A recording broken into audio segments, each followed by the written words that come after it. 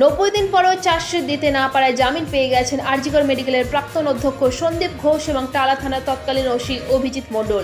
এই প্রেক্ষিতে এই সিবিআইয়ের তদন্ত নিয়ে প্রশ্ন উঠতে শুরু করেছে। প্রতিবাদে ফের পথে নেমেছেন ডাক্তারদের বিভিন্ন সংগঠন। অভয়া মঞ্চের 80টিরও বেশি সংগঠনের যৌথ মঞ্চের তরফে রানী রাসমণি অ্যাভিনিউয়ে গণজমায়েতের ডাক দেওয়া হয়েছিল। শিলিগুড়ির মাটিগাড়া দক্ষিণ 24 পরগনার জয়নগরের পর এবার মুর্শিদাবাদের ফারাক্কায় নাবালিকাকে ধর্ষণ খুনের ঘটনাতে মূল অভিযুক্তের ফাঁসির সাজা। এক সপ্তাহে জয়নগর ও ফারাক্কার ঘটনা ধরলে গত 9 দিনের মাথায় ধর্ষণ খুনের 2টি ঘটনায় ফাঁসির সাজা ঘোষণা করেছে আদালত। আবাস যোজনায় বরাদ্দ না পেয়ে পদত্যাগ করলেন তৃণমূলের টিকিটে জয়ী 21 জন পঞ্চায়েত সদস্য। তাদের সঙ্গে সামিল হয়েছেন পঞ্চায়েত সমিতির আরও 3 জন। নজিরবিহীন এই ঘটনা ঘটেছে কোচবিহারে গ্রাম পঞ্চায়েত এলাকায়। সোমবার পর্যন্ত হাওড়া ডিভিশনে বাতিল বহু লোকাল যাত্রীদের ভোগান্তির আশঙ্কা। হাওড়া ডিভিশনে জনাই রোড স্টেশনে নন ইন্টারলকিং কাজের জন্য হাওড়া বর্ধমান কড লাইনে রবি এবং সোমবার একাধিক লোকাল ট্রেন বাতিল করা হয়েছে। পাশাপাশি একাধিক দূরপাল্লার এক্সপ্রেস ও ট্রেনের যাত্রাপথ পরিবর্তন করা হয়েছে। পূর্ব রেল সূত্রের খবর এমনটাই।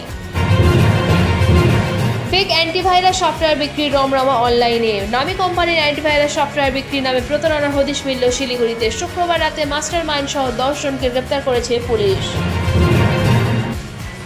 আরজিকর মেডিকেলে ধর্ষণ ও খুনের মামলায় বড় আপডেট সামনে এলো। গ্রেপ্তারের 90 দিন পরও সিবিআই চার্জশিট দিতে না পারায় সন্দীপ ঘোষ ও অভিজিৎ মণ্ডলকে জামিনের নির্দেশ দিল আদালত।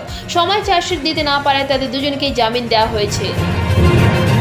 7 কোটি টাকা আর্থিক দুর্নীতির অভিযোগে বিদ্ধ আরজিকরের প্রাক্তন অধ্যক্ষ সন্দীপ ঘোষ সহ তার 5 সঙ্গী। আরজিকর হাসপাতালে আর্থিক দুর্নীতি মামলায় জমা দেওয়া প্রথম চার্জশিটে এমনই তথ্য উল্লেখ করেছে কেন্দ্রীয় তদন্তকারী সংস্থা সিবিআই। চার্জশিটে দাবি করা হয়েছে সন্দীপ ঘোষ প্রতি টেন্ডার পিছু 10% করে কমিশন নিতেন। ট্যাব নিয়ে গোলমাল থেকে শিক্ষা নিয়ে এবার লক্ষ্মীর ভাণ্ডার, কৃষক বন্ধু, বার্ধক্য ভাতা, বিধবা ভাতা সহ যে কোনো সরকারি প্রকল্পের টাকা সরাসরি প্রাপক বা উপভোক্তার কাছে পৌঁছানোর প্রক্রিয়ার প্রতারণা রুখতে সব দপ্তরকে সতর্ক করল রাজ্য অর্থ দপ্তর। অর্থ দপ্তর এই জন্য প্রত্যেক দপ্তরকে 16 দফা নির্দেশিকা পাঠিয়েছে।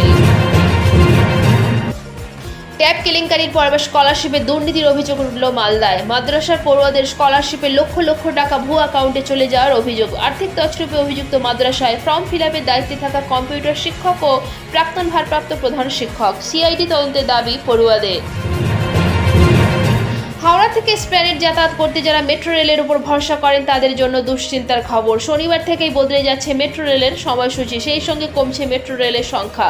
বড় পরিবর্তন আসতে চলেছে হাওড়া ময়দান থেকে মহাকরণের মধ্যে ট্রেন চলাচলের সূচিতে। আরও এক ধাপে গেল মোদী সরকারের এক দেশ এক ভোট নীতি। কেন্দ্রীয় মন্ত্রিসভায় ছাড়পত্র, আগামী সপ্তাহে সংসদে বিল পেশের সম্ভাবনা। আজকের আবহাওয়ার পূর্বাভাস। হাওয়া অফিস জানিয়েছে পশ্চিম মেদিনীপুর, ঝাড়গ্রাম, পুরুলিয়া, বাঁকুড়া, পূর্ব বর্ধমান, পশ্চিম বর্ধমান এবং বীরভূমে শৈত্যপ্রবাহ হবে। এছাড়া সকালের দিকে কুয়াশা সতর্কতা জারি করা হয়েছে নদিয়া, মুর্শিদাবাদ, বীরভূম, পশ্চিম বর্ধমান এবং উত্তর 24 পরগনায়।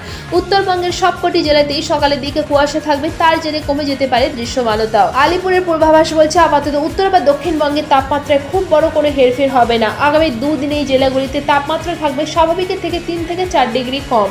তারপরে 3 দিনে আরও 2 থেকে 3 ডিগ্রি কম থাকবে তাপমাত্রা। হাওয়া অফিস জানিয়েছে দক্ষিণ আন্দামান সাগরে একটি ঘূর্ণাবর্ত তৈরি হওয়ার সম্ভাবনা রয়েছে, তা নিম্নচাপে পরিণত হতে পারে। সেই নিম্নচাপের অভিমুখ থাকবে তামিলনাড়ুর উপকূল এলাকার দিকে। এই মুহূর্তে একটি ঘূর্ণাবর্ত রয়েছে অসমের উপরে।